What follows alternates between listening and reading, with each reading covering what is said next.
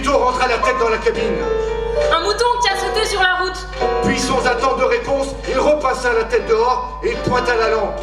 Tous ceux qui eurent le temps de voir, ce fut le mouton se redresser sur le pas-côté, retomber aussitôt en avant, rouler dans la neige et disparaître dans l'obscurité. Oh, arrêtez-vous! Il rentra la tête à l'intérieur. Je crois qu'il s'est cassé les pattes.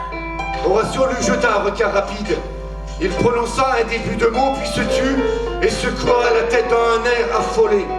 Le volant vibrait entre ses mains comme si c'était les roues à présent qui le commandaient, et non plus ses bras. Mais quoi? Pourquoi vous vous arrêtez pas? Remonte la vitre.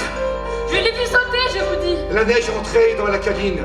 Prise dans un mouvement d'air, elle passait derrière les sièges, et puis devant eux, et se mettait à volter partout. La vitre. Vito tenait la lampe entre ses mains. Mais le mouton! Referme cette vitre. Vito branla la tête. Mais alors, le mouton? Arrête. Il avait voulu lui donner un accent d'ultime menace, mais ça n'a pas marché. Sa propre terreur lui était montée à la gorge au même moment.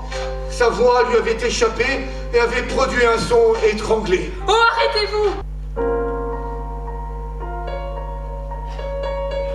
Quelques secondes après, il me demanda: Il y a autre chose dont tu aimerais te souvenir?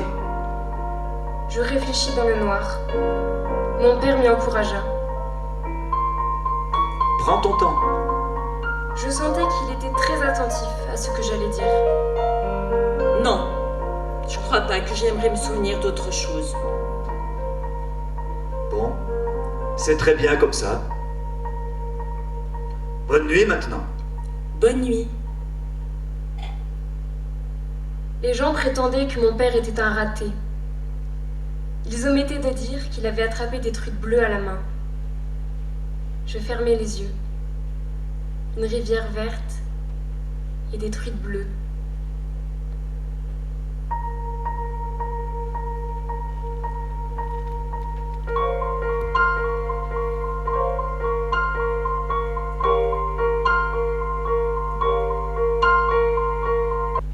Je me suis levé et je lui ai tendu la main par-dessous la table. Il m'a serré la main et à son contact, c'est parti d'un seul coup. Comme si je m'étais mis à penser tout haut. C'est terminé, maître. Dans ma tête, il n'y a rien qui cloche. C'est que ma jambe qui refuse de plier, maître. Mais au dispensaire, ils pensent le contraire. Mais dites-moi, maître, s'ils sont dans ma tête au dispensaire, hein? Non, ils n'y sont pas. Personne n'est dans la tête de personne. Autrement, ça nous rendrait fous. Moi, je suis dans ma tête et je sais que c'est ma jambe qui refuse de plier. Je ne suis pas rentré dans votre tête pour vous dire de repeindre vos pompes en rouge. Vous les avez regardées,